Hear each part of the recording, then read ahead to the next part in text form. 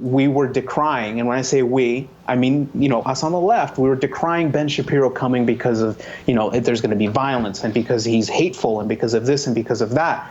And the reality was that a group, Antifa, was going to be they were going to be the ones producing that type of violence. I'm really glad to have this next guest. I think we agree on very little policy-wise, but that's also why I wanted to have him on. This guy has a brass pair. He wrote some articles, I think in the Salt Lake Tribune. He's actually one of the founders of Indivisible Utah. And then we'll take it from there. You can follow him on Twitter at Aguirre, Aguirre 84. That's the gringo way of pronouncing it. Donald Aguirre, how are you, sir? I'm good. How are you doing? I'm doing well. Thank you. You're taking your life in your hands coming on the show, first off. So we appreciate it. You said you had some friends who wanted you to punch me forcefully. Yeah, they said punch him hard for me. Yeah. And then somebody told me that you were going to make me eat my lunch today. And it depends. If you brought a boxed lunch, I would allow you to on air. It's a pretty relaxed atmosphere. Well, this stemmed from, obviously Indivisible Utah. Ben Shapiro spoke there, and we were there. We did this video on Antifa, and I saw that you posted that video first off. Now, is that where you got the first reaction from your colleagues? So it came in two waves. Okay. The first reaction was when I submitted that opinion piece to the Tribune. I got messages saying you sound like a self-loathing liberal or a hateful liberal to yourself. Right. And that was the first time. And then the second one was after the event when I saw the video that you guys made. Not made. You guys didn't fabricate that. I mean, I saw the raw footage after you guys released that. It's pretty bad. I watched the first one. Yeah. And I mean, you got to call it how it is, I think, when it comes to bad behavior, dangerous behavior. I mean, I wasn't the only one. The good thing is that people on what I guess my side who watched that video also had the reaction of, oh my God, what the hell is this? People luring people back to possibly hurt them. I mean, political ideology kind of just, it falls to the wayside. Like that anybody who is interested in civil dialogue and in our society can see that that's not good. Right. And so, yeah, I got reactions when I posted that video. In fact, I got a reaction from someone that was in that video. I forget the person's name, but they work at the U. Okay. And you guys called them out specifically that they were encouraging some of this behavior. They made a comment on the Facebook post that, when I shared your video, and it kind of just went from there. And The funny thing is, outside of the hidden camera footage where we released the raw footage, most of it was pulled from a lot of news, like a lot of professors there, the Black Lives Matter activist. And let me ask you this. You wrote in your piece, you said, listen, Ben Shapiro is a lot of things, but he's not a white nationalist. So let's put the Antifa thing on the side and go back to it. That struck a chord with me because I've always said, he's a notorious Jewish Nazi. I mean, I get that you probably disagree with Ben on a whole lot. Sometimes I wanna lay one on him. Ben is smug, but he's a brilliant kid. Let me ask you this. The left, they call him a white nationalist, or they call him a Nazi. As someone who's not afraid to go against the grain, this is a genuine question since you're more on the left than I am. Do you think they really believe Ben Shapiro is a Nazi, a white nationalist, or is it an attack that they use? And how do they react when you say, listen, it's just not accurate? Okay, so I'm glad you asked that because I really think that this comes from a purely emotional place. I think it's coming from raw emotion of angst and not knowing in which direction to take that angst to properly address the actual issue. One, I think it's coming from up high, I guess, when you have groups that are being led by people that get caught up in having to retain attention. Right. I'm going to call it out right now. I saw the video that Lex Scott said that he's the most dangerous man on the planet. Right. And that's ridiculous. He's not the most dangerous man on the planet. I would say the leader of North Korea, Putin, Trump to a certain degree, there's some dangerous crap there when it comes to people that can make these big decisions that affect your lives. Ben Shapiro, I don't know, what does he weigh? 150 pounds, 160 pounds? I don't know. I'm not going to do the carnival barking because he's doing CrossFit, so I don't want to get it wrong. Oh, it's good. Yeah, but he's a fit, compact man. But you're probably in the ballpark. Yeah, and not only that, did you watch his speech, by the way? I did. So I woke up the day that the tickets were being distributed. I got up at 6 a.m. and I thought, I'm getting up at 6. I'll drive to the U. The U is only like a 30-minute drive from where I live. I'll get a ticket because I want to attend. I want to go watch this. And I got there, and there was already like 1,500 people in line. Okay. And they had like 400 tickets, so I wasn't able to get in, but I went to the event anyway, and I hung outside, and I interviewed people. I talked to Trump supporters, Ben Shapiro supporters. I talked to a bunch of people, and since I couldn't get in, I had it playing on the YouTube link that was available, so I listened to that on the audio while I interacted with people at the rally that was outside. And the one thing I can say is that every single side does not have all the information. They have pieces of information that maybe fit their narratives, but they don't know the entire story. I asked Trump supporters, did you know that Ben Shapiro supported Ted Cruz? They had no idea. I asked people if they knew that Ben Shapiro was a Jew. They had no idea. So there's a lot of missing information that I think caused emotions to run high on all the different sides. Did you pull a large sampling of blind people who couldn't see the yarmulke? I mean, you have to ask at a certain point, there's a plus minus of 100% here. Yeah, it really, I mean, I watched you, and the funny thing is, the first time I saw your stuff, I thought, is this guy a liberal? Is he conservative? Where does he fall on things? Because it was fun. It was funny to me as someone who, I guess, after this, people will say, you're not even on the left. You're not a liberal. You're capitulating to the right. You're this and you're that. I don't care what they say. I know what I think. But the first time I saw your video, I thought, I don't know where this guy stands. And then I watched more of them, like, oh, okay, this guy has a conservative slant on things, which is fine. Sure. And then I went down that little rabbit hole looking at Ben Shapiro videos. I've looked at Milo videos. I've looked at a variety of things. And at the end of it all you have to do, I think, that the arguments that were being presented sucked on the left, made us look stupid, I think, because we didn't know all the facts. We're calling this guy a Nazi, a white nationalist, someone, he's part of the alt-right, he supported Donald Trump. I watched Ben Shapiro laughing his ass off the night of the election when Trump won because he thought it was so ridiculous. He thought it was like, this guy won, and he was laughing. So. And that only took me a couple clicks to find. Well, that's that tribalism that you see. I mean, listen, we in the primaries, I supported pretty much everyone but Trump. When it came down to Trump versus Hillary, I'm like, okay, I see the argument, but people just go, you're an alt-right Trump supporter. It doesn't matter what you are. That's an umbrella term that's been used. Let me ask you this. Going back to first off, did you hear anything particularly incendiary in Ben's specific speech at Utah? Okay, there's one thing that stood out to me, but I wasn't calling, an emergency line to talk me off the ledge about it. Right. I looked at it as an opportunity. There was one situation, there was one specific moment in his talk where he was talking to somebody that I know that was in the audience, who is the chair to one of the Democratic parties in one of the counties here in Utah.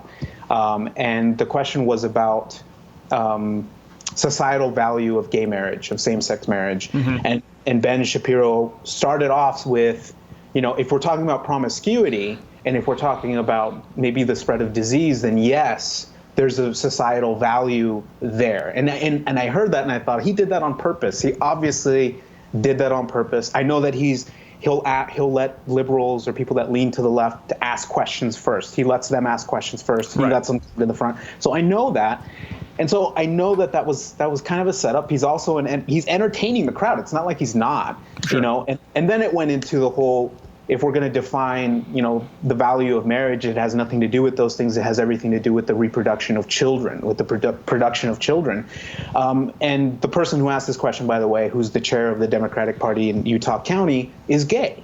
And so it was very civil. It was like, okay, then that's it. He sat down and that was the end of it. I know that there were people that watched that and said, oh, this guy is hateful. He hates gays. He hates this type of person and that type of person, when that's not the argument that should be made. The argument that should have been made, I think, and I'm not a constitutional lawyer. I think Ben Shapiro is a constitutional lawyer. I'm not exactly sure what his law practice is, but the argument to be made is, if we're going to define that value of marriage is the production of children, then how do we explain heterosexual couples that can't produce children?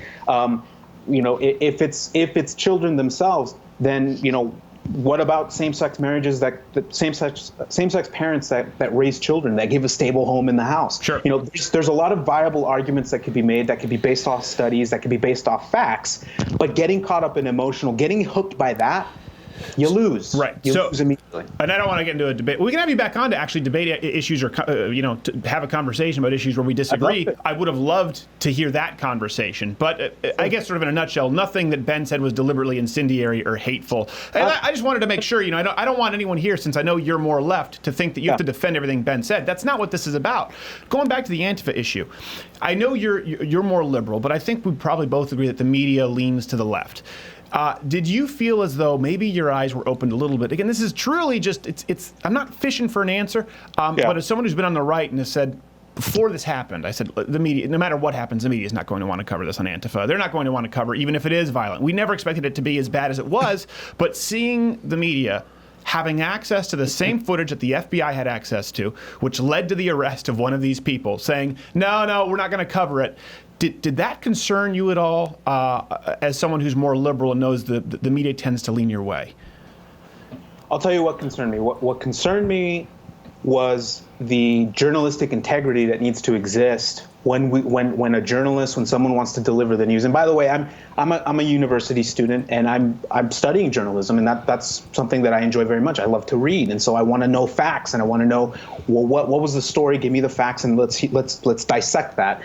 The fact that was just kind of glossed over, and because the only video I saw came from this YouTube channel. I didn't see it coming out anywhere else. Right. I didn't see someone debunk you guys and say, hey, we went behind and looked at what Crowder did. Nothing like that came out. And so what concerned me the most is the fact that this was a factual thing that happened. This looked like a truthful event. This thing occurred. And you went to them and told them, hey, this happened. I have the footage. As a journalist, I would want to at least look at this. I would like to vet that information and then put it in the news. Like I would. That's what my biggest concern was. Yeah. Because there needs to be integrity when there is a delivery of the news, or when you're discussing a fact. If you're going to discuss an opinion or an editorial, then obviously it's editorialized. You're going to have your own subjective view on that, which is completely fine. That's what we expect from an editorial. But that wasn't an editorial. This was a fact. This is what happened. Yeah. It's I one of those. would even give more leeway and say we editorialized based on what happened. We went in, we thought they'd be screaming. Yeah. We've had them spit on people or throw stuff. But when they handed Jared an ice pick? That was, what was it? Yeah. It was an ice pick and some kind of shank. And a knife. I'm not up to date. A shank shiv. I don't know the verb versus noun. When that happened, he texted us and said, they just handed me a knife and a shiv, and they're going to get more. And we said, get out of there, get out of there, get out of there, get out. We pulled him out. So then we went right away to the police, to the feds, and the media. Yeah. The police, the authorities took it right away, took him into a van. I didn't see him for 2 hours. The media said, no, don't know nothing about this. That was what was crazy to me.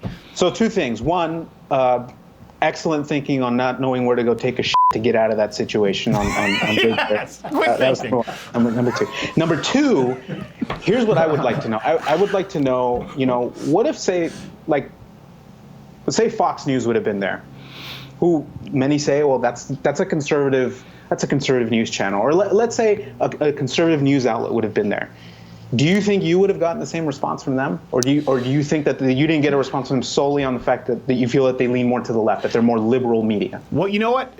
That's an interesting question, because there's a lot of inside baseball. I worked at Fox for 4.5 years. I will say this: they would have been more interested if it were just a generic person coming forward with this story, right? But news, outside of, let's remove sort of the politics from it, they're so focused on getting a scoop and an exclusive and not just reporting the actual news. They might not, if it were me, because they know that I have a big enough channel. I've had people at big news networks come in and say, hey, listen, can you give this to us exclusively? And I say, no, it's going online. Well, then we don't want to use it. Then we don't want to cover the story. So ideologically, yeah, Fox leans to the right, not as far right as people think. With this, we're the redheaded stepchild. I mean, listen, this is editorialization. This is a podcast that grew beyond, our wildest imagination, and we tend to have a platform. I can't answer that question for me. I think Fox would have taken it if it were just some random person with a story. I do. I know that. I'm not sure if you guys over there have recently seen it. It just came out yesterday or the day before. The Washington Post had they released something on a woman who had approached them from they say she came out of a building in the New York offices of Project Veritas. Oh, yeah, the James O'Keefe thing. The James O'Keefe thing. And, you know, this is something that, you know, I feel that the media as a whole just needs to be better overall. I mean, the news would be much more boring, I think. But it's more like we get constant analysis of things, and we beat it to death. That is just constant analysis. It's always breaking news of the same shit that, I'm sorry for. That's okay, don't worry about it. It's the same stuff that just keeps coming out, when the reality should be that, you know, this information, like that specific video, I seriously was shocked. My friend and I, a couple buddies of mine that work with me, I showed them the video, and they were like, "Oh my God, I was planning on going there. I was going to take my wife, or, you know, I would have gone with my kids. I would have gone there." And then they saw that video and they thought, why wasn't this on the news? Why did nobody report this? Why did this not get reported? And so, you know, it's one of those things where we were decrying, and when I say we, I mean, you know, us on the left, we were decrying Ben Shapiro coming because of, you know, if there's going to be violence, and because he's hateful, and because of this and because of that. And the reality was that a group, Antifa, was going to be they were going to be the ones producing that type of violence if it came down to that. Luckily, it did not. I'm so glad that didn't happen. But, you know, I've been getting flack for calling out Antifa from the very beginning. Well, let me ask you this specifically. Antifa, why have you chosen, before our video, to not get behind Antifa? And why is it so hard for the left? You know, it's not hard for me to say, hey, the rallies with the guys with the tiki torches, we're not with them. That's just as disgusting to me. And running someone over with a Dodge Challenger, awful, terrible. Why is it the left can't do the same thing when Antifa, whether they're sucker punching people at an airport or this is happening in Utah? And why did you have the foresight? I don't understand it, because it seems like you're reasonable. I would imagine there are more like you on the left than we'd like to believe. Plenty. I wish I could answer that with 100% certainty, but I think what it comes down to is, again, it comes down to a level of angst. There's a level of anxiety that needs to be talked down, but in order for it to be talked down, people have to be open to listen. I think losing or ceding the moral high ground, or any moral ground, forget the high ground, but ceding any sort of moral position to a group that incites violence doesn't win the public over. And I think looking at peaceful protests, honest dissent, that is done in a peaceful way, that's done in a way to where you're bringing in more voices, that whole level of inclusion to get your ideas off the ground, that's proven to be more successful, always will be more successful than any sort of violent, you know, tactic. You at that point, you risk the eyeballs of the public to go along with you. You risk them just stop listening to you by doing that. But I think that it comes down to the fact that some of these groups, and some of them, I know these people personally, I know that they're well-intentioned when it comes to, you know what, I'm just really scared.